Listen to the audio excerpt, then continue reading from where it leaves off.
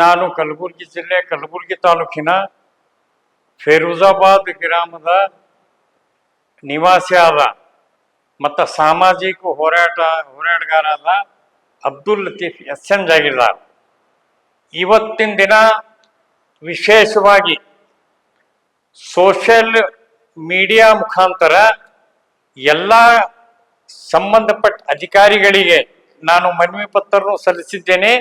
ನಾನು ಹೋಗಿ ಮನವಿನೂ ಅವರ ಕಾರ್ಯಾಲಯಕ್ಕೆ ಹೋಗಿ ಭೇಟಿಯಾಗಿ ಹೇಳ್ತೀನಿ. ಆದರೆ ಸಮಾಜಕ್ಕೂ ಗೊತ್ತಿರಬೇಕು, ಇದಕ್ಕೆ ಸಂಬಂಧಪಟ್ಟ ಎಲ್ಲ ಅಧಿಕಾರಿಗಳ ಗಮನಕ್ಕೆ ತರಬೇಕು.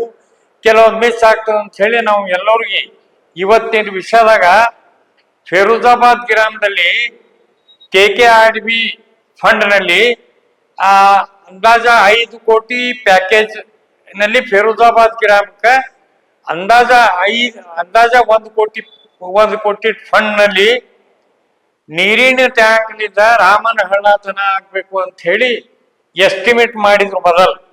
ನಾವು MLA ಸಾಹೇಬ್ಗೆ ಭೇಟಿಯಾಗಿ ಮನವಿ ಮಾಡಿದ್ರು. ಇದಕ್ಕೆ ಕೆಲವು ಅದು ಟೋಟಲ್ ಇದ್ದಿದೆ 600 ಮೀಟರ್. ಅದು ಪೂರಾ ರೋಡೇ ಎಲ್ಲಾಕ ಕೆಟ್ಟ ಹದಿಗೆಟ್ಟ ರೋಡ್ ನರಕ ದರ್ಶನ ಆಗ್ತದ್ರೆ ರಾಮನ ಹಳ್ಳ. ಈಗ ಕೆಲವರು ಸೆಕೆಂಡ್ ಗೊತ್ತಿದ್ದಾರೆ, ಖರ್ಚ ಮಾಡಬಾರ್ದು, ತಾವೇ ಉಳಿಸ್ಕೋಬೇಕನ್ನೋದಕ್ಕ 400 ಫೀಟಿಂದ ಒಂದು ಎಸ್ಟಿಮೇಟ್ ಮಾಡಿ ಮೋಸ ಮಾಡ್ಯಾರ ಜನರಿಗೆ.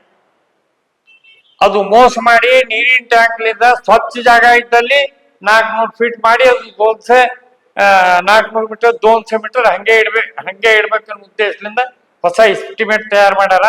ನಾ ಇಲ್ಲಿ ಮನವಿ ಪತ್ರದಲ್ಲಿ ನಾನು ಎಲ್ಲ ಅಧಿಕಾರಿಗಳಿಗೆ ನಾನು KKRDC ಮಾನ್ಯ ಕಾರ್ಯದರ್ಶಿಗಳಿಗೆ ಒಂದು ಮನವಿ ಪತ್ರ ಕೊಟ್ಟಿದ್ದೀನಿ.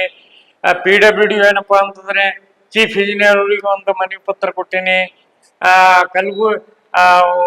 ಲೋಕೋಪಯೋಗಿ ಸಬ್ ಡಿವಿಷನ್ ಕಲಬುರ್ಗಿ ಮೇಡಮ್ ಅವರಿಗೆ ಒಂದು ಕೊಟ್ಟಿದ್ದೀನಿ. ಜಿಲ್ಲಾಧಿಕಾರಿ ಸಾಹೇಬ್ರಿಗೆ ಒಂದು ಕೊಟ್ಟಿನಿ. ರೀಜನಲ್ ಕಮಿಷನರ್ ಸಾಹೇಬ್ರಿಗೆ ಒಂದು ಮನವಿ ಪತ್ರ ಕೊಟ್ಟಿನಿ ಅವ್ರ ಅಡ್ರೆಸ್ ಮೇಲೆ. ಇದಕ್ಕ ನಾನು ಎಲ್ಲಾ ಸಂಬಂಧಪಟ್ಟ ಅಧಿಕಾರಿಗೆ ಕೈ ಮುಗಿದು ವಿನಂತಿ ಮಾಡ್ಕೋದೇನಂದ್ರೆ, ಅದು ಎಲ್ಲ ಅವರಿಗೆ ಪೂರಾ ಪರಿಶೀಲನೆ ಮಾಡಿ ರಾಮನ ಹಳ್ಳದಿಂದ ನೀರಿನ ಟ್ಯಾಂಕ್ವರಿಗೆ ರಸ್ತೆ ಮಾಡಿ ಕೊಡ್ಬೇಕಂತ ಹೇಳಿ ಎಲ್ಲರಿಗೆ ಕೈ ಮುಗಿದು ಹೇಳ್ತೀನಿ. ಇದು ಅನ್ಯಾಯ.